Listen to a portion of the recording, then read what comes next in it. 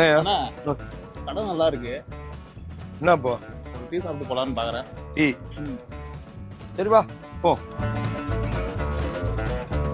Master 2 tea. Govinda வசமா மாட்டிக்கிட்டான். இன்னைக்கு இவன் தலையில மிளகா அரைச்சு.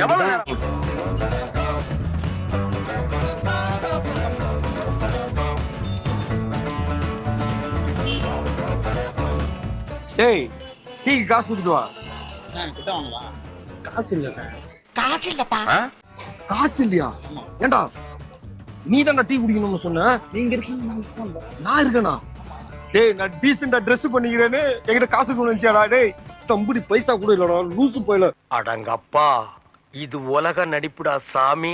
ஏன் சுத்தமா இல்ல. என்ன பண்றது? ஏதாச்சும் ஒன்று பண்ணுங்க பாப்போம். யோசிங்க. தம்பி நம்ம கடை தான். அப்படியா? இனிமே என்ன பண்றேன்னு மட்டும் கொஞ்சம் நீ பாரு, சரியா? நான் பாப்போம். பழமி கையில காசு இல்ல, இங்கிலீஷ் மட்டும். இது எங்க போய் முடிய போகுது தெரியலையே. சார் டீ குடிக்கிறேன், டீ குடிச்சு 30 ரூபா பேமெண்ட் பண்ணுங்க சார். யோ நீ கொடுத்த டீக்கு நான் 30 ரூபா குடுக்கணுமாயா?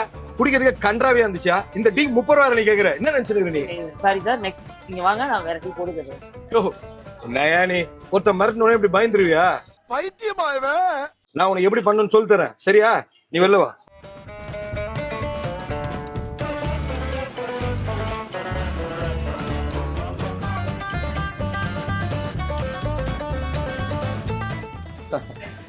அண்ணா 2 டீ தான் சொல்லிட்டீங்க, 30 ரூபா கொடுங்க. யோ நீ கொடுத்த டீக்கு 30 ரூபா கொடுப்பாங்களா? என்ன சொல்றேன், நீ ஒழுங்கா நல்லதா போட்டு கொடுக்குற வழியை பாரு. இன்னும் பச்சை புள்ளையா இருக்கேடா. ஐயோ ஐயோ என்ன இப்படி கோபப்படுறீங்க? பாருங்க, நீங்க கொடுக்குற 15 ரூபாய்க்கு இதுக்கு மேல நல்ல டீ எல்லாம் கொடுக்க முடியாது. நீங்க அடுத்த வாட்டி வாங்க, முயற்சி பண்ணி நல்ல டீயா பாட்டு தரேன். இப்போ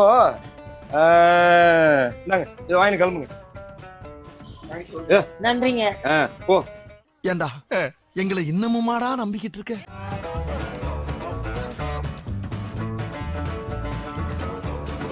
போயா, நல்லா கும்பிடுற. போ போ. லூசு பையன் பூரா வாங்கி போயிட்டு இருக்கான். என்னது? ஒண்ணு இல்ல சார், மாசமான 10ஆம் தேதி ஒரு 10,000 ரூபாய் கொடுத்துருவாரு. நீங்க மறந்துடாதீங்க. 10,000 ரூபாய் குடுத்துடலாம். முதல்ல இவனை தூக்கணும். பண்ணா நான் ஆறி போச்சு.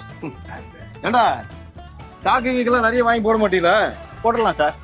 போட்டுடலாம். முதல்ல ஒன்னும் போடணும். எல்லாத்தையும் நான் தான் வாங்கணும் போல.